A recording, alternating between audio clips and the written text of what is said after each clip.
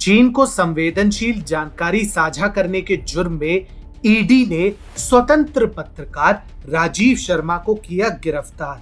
प्रवर्तन निदेशालय ने आरोप लगाया है कि राजीव ने चीनी इंटेलिजेंस अफसरों से पैसों के एवज में काफी संवेदनशील दस्तावेज साझा किए थे। राजीव शर्मा जो मुहैया कराता था, उसके बदले में उसे हवाला और शेल कंपनियों के जरिए चीनियों द्वारा पैसे भेजे जाते थे। अब इन कंपनियों की मुश्किलें भी बढ़ सकती हैं। टीएफआई पर आपका स्वागत है और मैं अनिमेश पांडे अब आपको बताने जा रहा हूँ राजीव शर्मा नामक पत्रकार के बारे में, जो कुछ पैसों के लिए देश की संवेदनशील जानकारी चीन को बेचता था। प्रवर्तन निदेशालय यानी एनफोर्समेंट डायरेक्टरेट ने हाल ही में स्वतंत्र पत्रकार राजीव शर्मा को कथित तौर पर वित्तीय हेरफेर के लिए हिरासत में लिया है। इससे चीन की कंपनियां जो भारत में कार्यरत हैं, उनको झटका भी लग सकता है। लेकिन ये राजीव शर्मा है कौन? इसका चीन प्रेम से क्या लेना देना? दरअसल राजीव शर्मा एक स्वतंत्र पत्रकार है जो विभिन्न पत्रिकाओं एवं न्यूज पोर्टल्स के लिए नियमित रूप से लेख लिखते रहे हैं। राजीव शर्मा पर प्रवर्तन निदेशालय ने आरोप लगाया है कि राजीव ने चीनी इंटेलिजेंस अफसरों से पैसों के एवज में काफी संवेदनशील दस्तावेज साझा किए थे। इसके पास से कुछ दस्तावेज बरामद भी हुए थे। अब राजीव शर्मा की गिरफ्तारी से लोग सोशल मीडिया पर दो गुटों में बटे हुए हैं। एक ओर तो वामपंथी निसंदेह राजीव का बचाव कर रहे हैं, क्योंकि उनके लिए तो राजीव से निर्दोष तो दुनिया में कोई हो ही नहीं सकता। दूसरी ओर जांच एजेंसियों का मानना है कि स्थिति पूरी तरह से स्पष्ट तो नहीं है, क्योंकि राजीव शर्मा के यहां से जो दस्तावेज बरामद हुए हैं, उससे वह निर्दोष तो नहीं सिद्ध होता। तो सच क्या है? राजीव शर्मा के प्रोफाइल पर यदि दृष्टि डाली जाए तो वह स्वयं भी कोई दूध का धुला नहीं है। स्वयं वामपंथी पोर्टल स्क्रॉल के रिपोर्ट के अनुसार राजीव एक यूट्यूब चैनल चलाता है जिसका नाम है राजीव किष्किंधा, और इस पर हजारों फॉलोअर्स हैं। राजीव शर्मा के ट्विटर अकाउंट को फिलहाल के लिए रिस्ट्रिक्ट कर दिया गया है। इंडियन एक्सप्रेस के अनुसार वो चीनी अखबार ग्लोबल टाइम्स के लिए भी लिखता है।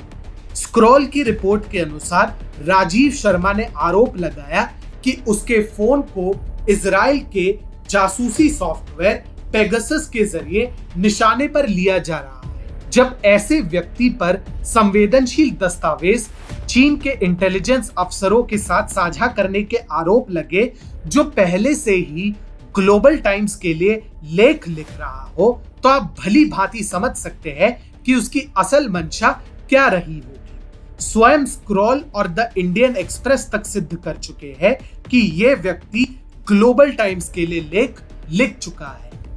अब राजीव शर्मा की गिरफ्तारी से भला चीनी कंपनियों को कैसे नुकसान होगा, इसके बारे में भी जी न्यूज ने अपनी रिपोर्ट में विस्तार से प्रकाश डाला है, जिसके अनुसार जो भी जानकारी राजीव शर्मा मुहैया कराता था, उसके बदले में राजीव को हवाला और शेल कंपनियों के जरिए चीनियों द्वारा पैसे भेजे जाते थे। जी न्यूज के रिपोर्ट के अंश अनुसार ये शेल कंपनियां चीन के नागरिक जैंग चेंग उर्फ सूरज, जैंग लीशिया उर्फ उषा, क्विंग शियो, नेपाल के एक नागरिक शेर सिंह उर्फ राज वोहरा के साथ मिलकर चला रहे थे। इसी शेल कंपनी के जरिए हवाला का कारोबार किया जा रहा और देश में काम कर रही चीन की कंपनियां हवाला के जरिए पैसों को भारत से चीन पहुंचा रही थी। इसके साथ ही राजीव शर्मा को जासूसी के बदले पैसे दिए जा रहे थे। राजीव शर्मा जासूसी के बदले मिलने वाले इन पैसों को अपने बेनामी खाते में जमा कर रहा था, ताकि किसी को इस बात का तनिक भी शक ना हो। बता दें कि राजीव शर्मा को एक अन्य मामले में 2020 में भी दिल्ली पुलिस ने हिरासत में लिया था। राजीव शर्मा नामक इस पत्रकार ने United news of India, the Tribune, the Quint, सकाल टाइम्स इत्यादि के साथ काम किया है और इसे देश से जुड़े संवेदनशील दस्तावेज चुराकर चीन के साथ साझा करने और भारत की सुरक्षा को खतरे में डालने के आरोप में इसे हिरासत में भी लिया गया था। बता दे कि राजीव शर्मा को इससे पहले दिल्ली पुलिस की स्पेशल सेल ने सितंबर 2020 में गिरफ्तार किया था और उसके खिलाफ चार्जशीट भी दाखिल की थी। फिलहाल राजीव शर्मा जमानत पर बाहर था। दिल्ली पुलिस की इसी चार्जशीट पर कार्रवाई करते हुए एनफोर्समेंट डायरेक्टरेट ने मनी लॉन्ड्रिंग का मामला दर्ज किया था। मामले की जांच के बाद पता चला कि राजीव शर्मा पैसों के बदले काफी अहम जानकारी चीन के जासूसों तक पहुंचा रहा था और ये जानकारी देश की सुरक्षा से जुड़ी थी। अब सोचिए, जब एक व्यक्ति के जरिए चीनी अफसरों की पहुंच ऐसी है तो इनका नेटवर्क देश भर में कैसा होगा। ऐसे में राजीव शर्मा की गिरफ्तारी से प्रवर्तन निदेशालय को काफी सहायता मिलने वाली है, क्योंकि राजीव शर्मा जैसे अनेक चीनी प्रेमियों के इस नेटवर्क को ध्वस्त करने में केंद्र सरकार को आसानी होगी। इसके साथ ही अब चीन के प्रेमियों की भी खैर नहीं।